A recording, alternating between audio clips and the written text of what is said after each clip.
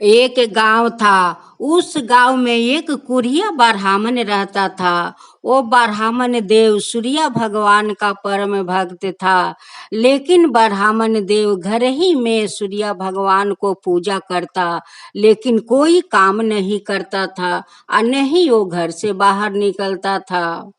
उनकी ब्राह्मणी रोज कहती थी कि हे ब्राह्मण देव, आप बाहर नहीं जाएंगे तो काम कैसे करेंगे? काम नहीं करेंगे तो हम लोग का घर में अन्न कैसे आएगा? हम लोग का पेट कैसे भरेगा?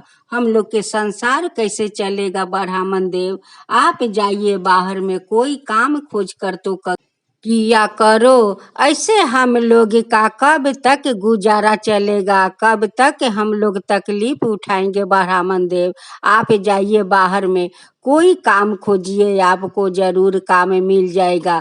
काम नहीं करेंगे तो हम लोग के संसार कैसे चलेगा? ब्राह्मण देव। ब्राह्मणी अपना ब्राह्मण को यही बात रोज बुझाया करती थी, लेकिन ब्राह्मण देव एक कान से सुनता था और एक कान से उड़िया देता था। एक दिन ब्राह्मणी गुस्से में आकर कहती है ब्राह्मण देव से कि हे ब्राह्मण, खाली घर में तो तुम पूजा पाठ करते हो, कम से कम बाहर जाओ कि कोई काम मिल जाएगा। काम करोगे तभी तो घर में भोजन आएगा। देखिए घर में एक दाना भी नहीं है। इतना दिन से हम लोग आधे पेट खा कर हम लोग रह जाते हैं। ऐसे कब तक चलता रहेगा? आपको आज जाना होगा। घर में एक दाना भी नहीं है। अगर आप नहीं गए काम करने तो आज मैं उपास रह जाऊंगी और आपको भी उपास रख दूंगी। आपको घर में बैठे बैठे भोजन मिल जाता है तो आप यही सोचते हैं कि ब्राह्मणी तो मेरे लिए भोजन का बंदोबस्त कर देती है।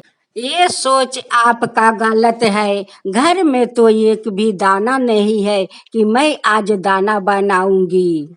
घर में बैठे बैठे खा लेते हो और नाक में तेल डालकर सारा दिन सोते हो।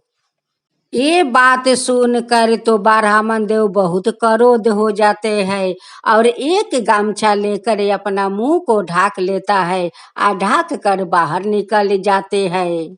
मोहल्ले के सारे लोग देख कर कहते हैं कि देखो, वो काम चोर ब्राह्मण गमछे से मुंह ढाक कर जा रहा है। वो देखो ब्राह्मण, काम चोर ब्राह्मण गमछे से मुंह ढाक कर वो जा रहा है। ये सब बात सुनकर तब ब्राह्मण देव औरों क्रोधित हो जाते हैं। जाते जाते ब्राह्मण देव एक जंगल में चले जाते हैं। उस जंगल में एक सूखे हुए पीपल का पेड़ था और एक छोटा सा एक तालाब था। जो तालाब में थोड़ा सा पानी था, वही तालाब के थोड़ा पानी से वो ब्राह्मण देव एक लोटा लिया करे और वही पीपल का पेड़ के पास आकर वो जल देता था। जो जल सूर्य देव का ब्राह्मण देव देता था, वही जल वही पीपल का शिकर से होकर वही तालाब में जाता था।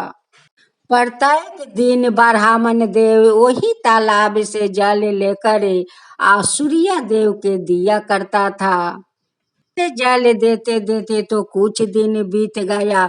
कुछ दिन का बाद पीपल का पेड़ हरा भरा हो जाता है और तालाब में पानी भर जाता है और तालाब के पानी बहुत सफैया हो जाता है। उसी तालाब के सामने सूर्य भगवान आते हैं और कहते हैं कि ब्राह्मण, आज मैं बहुत प्रसन्न हूँ, तू कुछ मांगे। ब्राह्मण देव, आज मैं बहुत प्रसन्न हूँ, आज तू कुछ मुझसे मांग।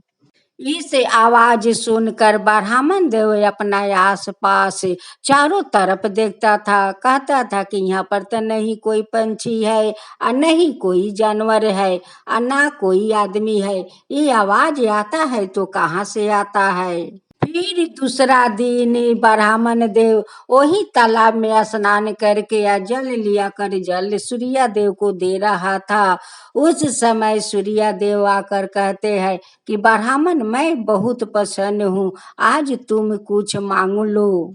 ये बात सुन सुनकर ब्राह्मण देव सोचने लगा कि पीपल के पेड़ में जरूर कोई भूत पिचास है, वही बोल रहा है। ये बात सुन सुनकर ब्राह्मण डर डर के मारे वो तो दुबला पतला हो गया।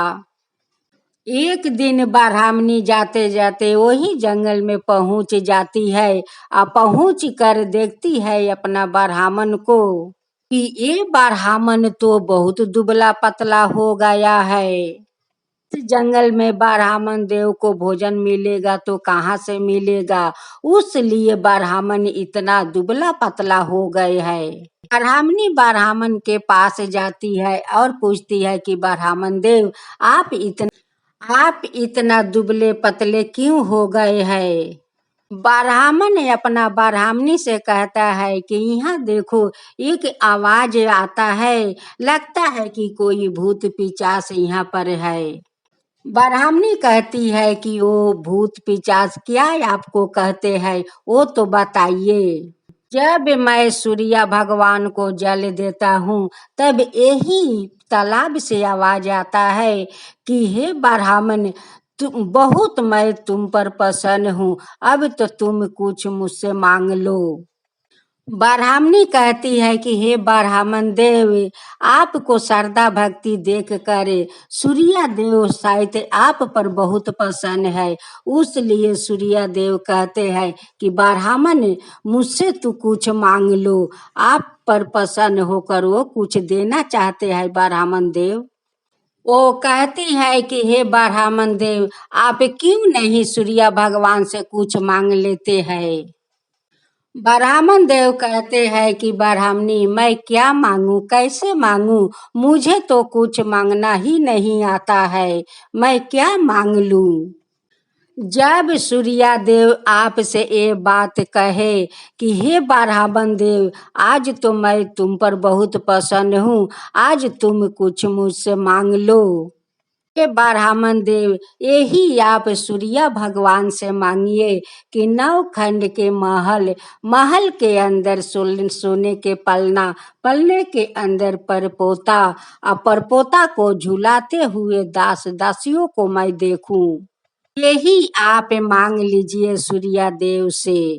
फिर दूसरा दिन जब ब्राह्मण देव स्नान करके सूर्य देव को जल दे रहा था, उसी समय सूर्य भगवान आकर कहते हैं कि हे ब्राह्मण देव, मैं तो तुम पर बहुत प्रसन्न हूँ, आज तुम मुझसे कुछ मांग लो।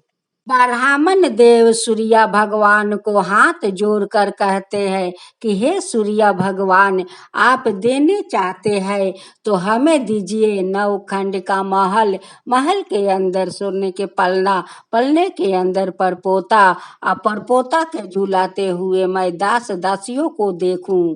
सूर्य देव कहते हैं कि ब्राह्मण देव, आप तो सब कुछ एक बार में मांग लिया।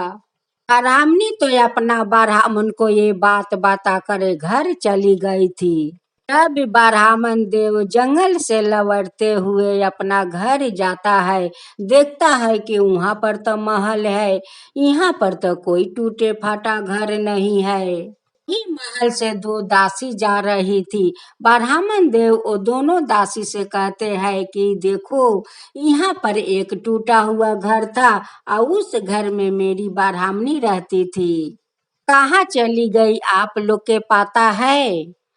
उसी महल से एक औरत जेवरात से सजे हुए, लाल चुनरी पहने हुए वो आती है और कहती है कि ब्राह्मण देव, ये तो आप ही का महल है, तो आपका सूर्य देव का चमत्कार है ब्राह्मण देव, सूर्य देव का चमत्कार है। देखिए सूर्य देव हम लोग का 9 खंड का महल, इतना सारा धन दौलत, घर में बहुत सारे दास दासियों से भरे हुए है। हम लोग का तो सूर्य भगवान भाग्य बदल दिया है ब्राह्मण देव।